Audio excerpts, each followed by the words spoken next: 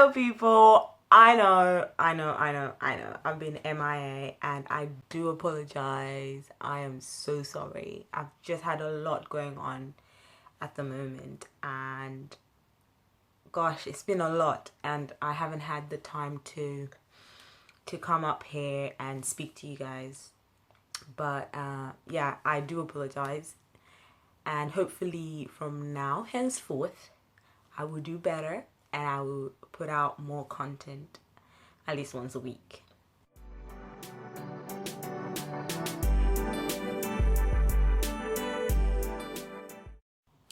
As it's Sunday, today's Sunday Somethin Somethin is on principles of building. Now, as children of God, we obviously have, everybody has got desires on what they want to achieve. They've got dreams and aspirations. And it's one thing to have a desire to build something, but it's another thing to have the wisdom on how to actually go about it. And so these four principles are the wisdom part of it. So this is just ways that we have to commit to in order to establish our dreams, in order to build successfully. Now, shout out to Pastor Benjamin of Bread of Life Church International, Lusaka, because he is where I learned these four principles from. So they had a conference about 2 weeks ago now, I think. And so I was watching him online and he mentioned these four principles, which have helped me over the past 2 weeks because I've used them and applied them to myself. And I found them very, very helpful. So I hope that what I'm sharing with you guys today will be of help. So without further ado, here goes. So principle number 1.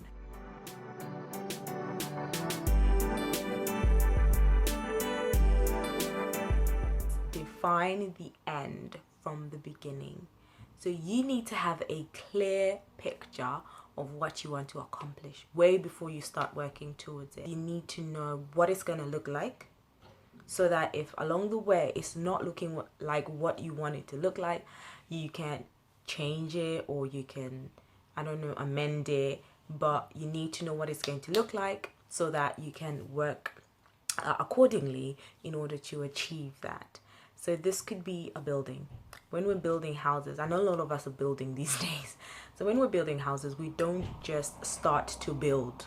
We don't just lay foundation aimlessly and build aimlessly. What we do is get an architect to draw out a plan for us. So we tell him what we want. He puts it on paper. And then from there, we start to build the physical building that looks like what's on the paper, because that's what we want. So we have a clear picture. The builders have a clear picture of what you want it to look like. So in the same sense, if you are in a relationship with somebody and you don't know what you want out of that relationship, you would just be going round in circles basically, because you have no idea what you're looking for. So therefore you don't know whether to settle, whether to run away. You don't know, and you just stay in it because it's a relationship. But if you knew beforehand what you wanted out of it, you would know when things are not going in the direction that you want them to go, and then you would do something about that before anything goes horribly wrong. So know what your end result looks like.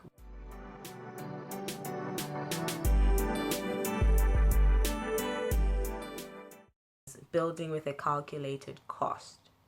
You will need to know what it'll cost you to get to where you want to go.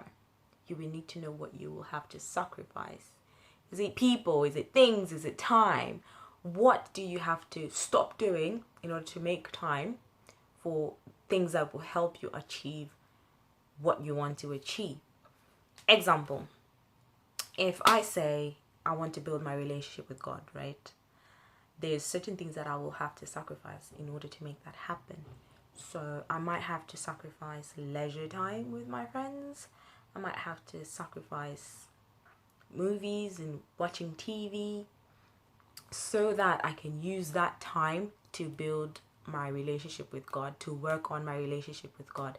If I say I want to build a relationship with God and do nothing to accomplish that, then I'm not really doing anything to help myself. Nothing is going to change. Say I wake up at 8, I start work at 9, I finish work at 5, I get home, I cook, eat, sleep, and that's it. If I'm saying I needed to build a relationship with God, I might change the way that I am doing my everyday activities. So maybe I might wake up earlier, do devotion, or I might come back from work, read more of the Bible, listen to a sermon, pray, and then sleep. So I will have to sacrifice some of the time that I'm not doing anything in order for me to work on my relationship with God. I might use the time that I would spend on watching movies to actually read the Bible, the time that I spent on the phone with people to actually listen to a sermon, or the time that I used to go to town and do nothing, to stay at home and pray. That way I'm doing things that are helping me to build my relationship with God. So know what level of sacrifice you will need to do in order to achieve what you want to achieve.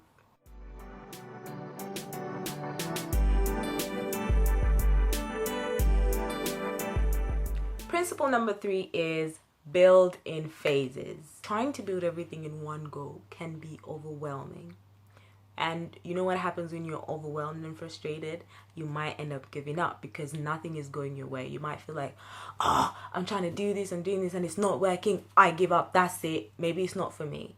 That can cause you to give up and not accomplish what you have set out to accomplish. So try to phase out your work. Build in little phases in order to achieve what you want to achieve in the end. The key here is being consistent. So be consistent in all the phases in order for you to achieve what you have set out to achieve.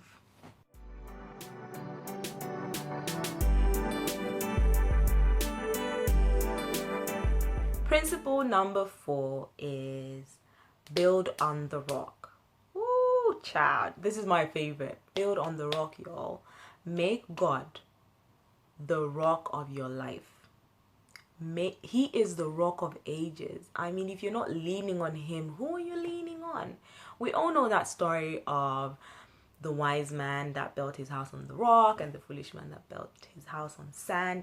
Obviously, the one that was built on sand came crashing down because it was not held by a strong foundation. It was not held by a strong rock.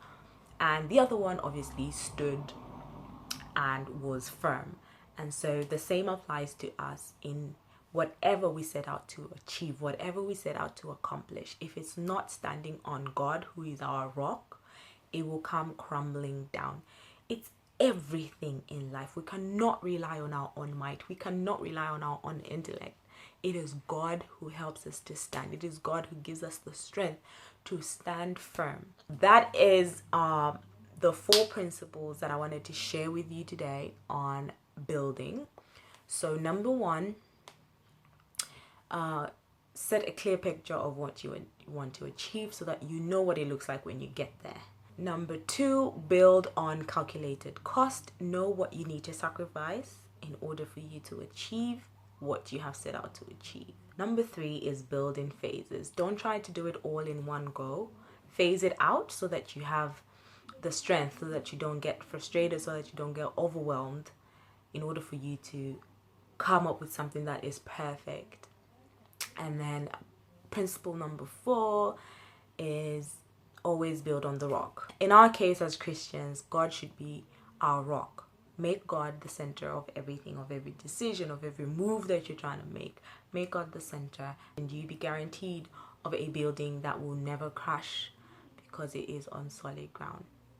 Thank you guys for listening. I hope that you were blessed, and I hope that you have an amazing week. I'll see you next Sunday.